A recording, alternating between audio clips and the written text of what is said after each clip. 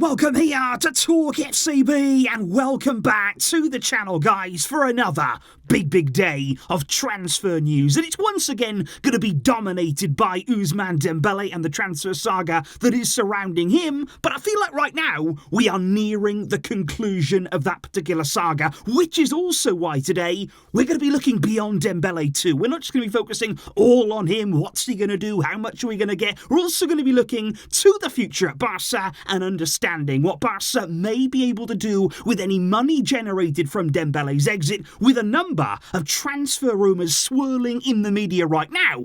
We're going to be addressing it all right here today. I hope you're going to enjoy it. So let's do this. But if we do, first of all, guys, clear up the situation right now with Dembele, because obviously throughout the day we've been talking about private release clauses, public release clauses, so many different clauses in Dembele's contract. It is unbelievable. So let's very quickly go through that, because obviously PSG did not activate the official La Liga approved release clause that was in Dembele's deal. They had until July the 31st. It was 50 million and half of that was going to go to Dembele. They did not activate that clause, but now today we've heard they did activate a private clause in Dembele's contract there, which apparently is also worth 50 million. Now, what we're understanding right now is that Barca, even despite it being a different clause, they're still unlikely to receive all of that money, all of the 50 million, which is disappointing. Apparently there, we've heard it ranging from 27 million would be Barca's, 35 million would be Barca's, maybe 40 million if we're lucky. We don't really know yet how much Barca are going to get from the deal, but it may be quite similar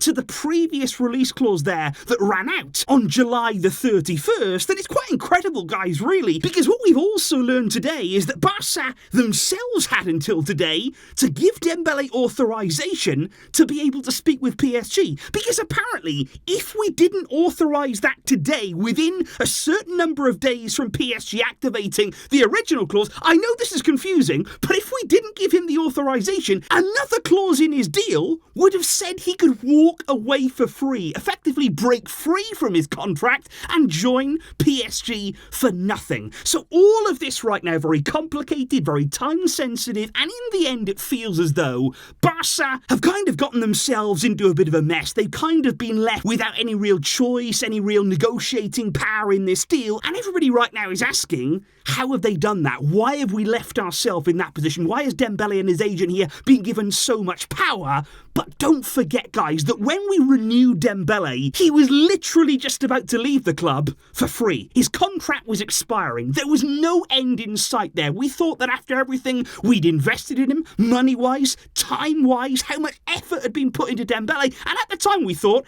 he's gone for nothing. He is going to walk away now from the club. And let's be fair, Mattia Almani, even with all of that, still wanted him gone. He did not want Dembele to stay at Barca. He didn't want to enter renewal talks with his agent. A lot of people within Barca, even back then in 2022, they wanted Dembele gone. They did not want him to stay at the club. But in the end, we did renew him. We renewed him on our own terms, on lower wages, on a 2-year deal though, and the club may feel as though now we've got a few performances out of him, we've got a bit more time out of Dembele, and at least now we're going to get something for him. It's not ideal. I don't think it's a good fee by any means. I would be more happy if it was sort of 50 million in its entirety, but I think at this point, guys, I'm going to be perfectly honest with you, let's just end this nightmare. I think with Dembele, I think with his agent, it has been a mess now for year upon year upon year. We've been hoping for more from him. We've been clinging on to the performances here and there, hoping he could stay injury-free. We've been hoping that Xavi could extract some talent and quality from him, but at the end of it all, guys,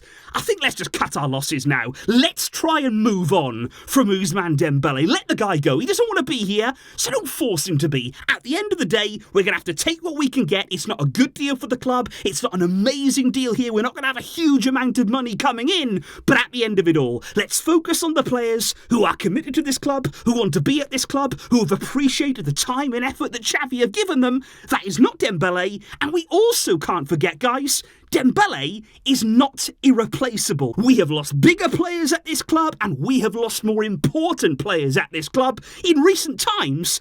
we can move on without Dembele. Which indeed brings us on to what Barca could do with any money they do generate. And don't forget here, it's not just about a transfer fee for Dembele, but also about the wages that will have been freed up there by his exit. Barca will have more room to manoeuvre now in the transfer window. And could that mean Vitor Roque could be on his way sooner to the club? There are plenty of media reports right now that say Barca are just looking into the possibility of not bringing him in January, not bringing him next summer, but bringing him now, incorporating his signing this summer. And given our lack of depth at centre forward, and already guys, early in the season here, that lack of depth in the number 9 position, it's already concerning me. So I would certainly be looking, if I was Barca, at this deal for Roque. And I do wonder right now what that would mean for Atletico Paranaense. They have effectively been told there, up until now, well, you can keep Roque for another 6 months, another 12 months there. You're going to have him for a bit longer, and then he's going to come to Barca.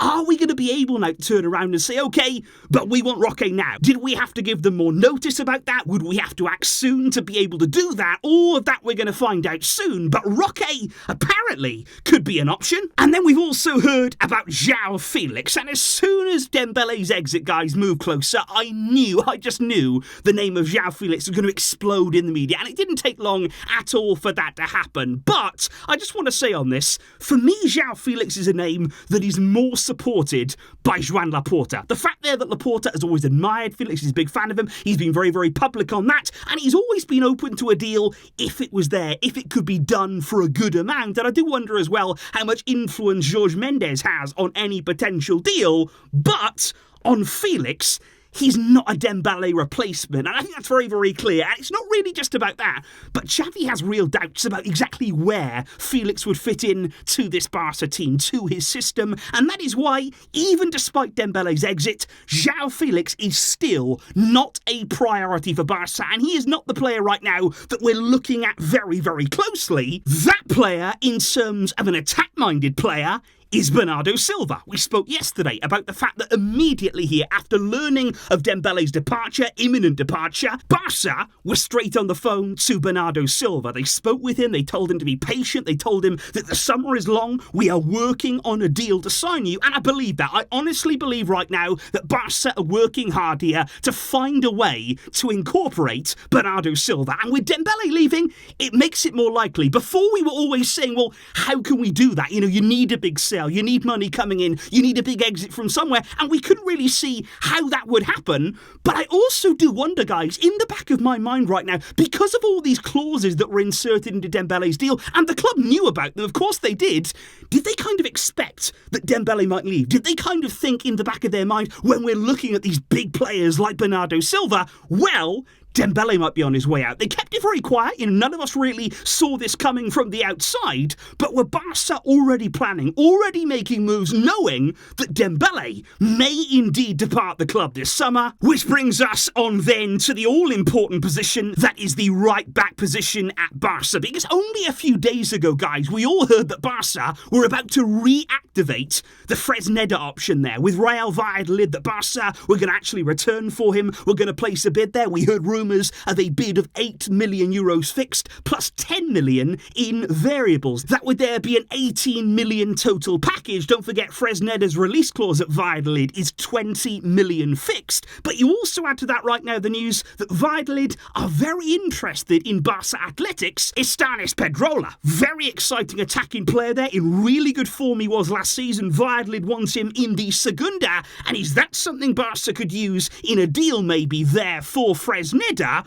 But now it's also interesting with Dembele's departure, because have our right-back plans changed again? Because now, according to Fabrizio Romano, we might actually go for Cancelo again. Maybe now we could make one last attempt to get Cancelo, to bring him in from Man City, and now we might have the finances to do it. And for me, he's the player the club really want. And when I say the club, I mean Xavi. I think Deco actually is a lot more in favour there of going for a younger option, for somebody with talent like Fresneda. Fresneda, but I think Xavi wants the more proven player in Cancelo. And what is your take on that, guys? If you had to choose between the two of them this summer, would you go for that more proven player, somebody with more experience, less of his career to go, but quality? Or would you take that more of a gamble and go with the younger Fresneda? But I think one really important thing that I would say about Cancelo, along with the fact that he is proven, is the fact that he's also versatile. That is something for me which could be make or break in terms of his signing, because don't forget, along with being a terrific right back, a terrific right wing back,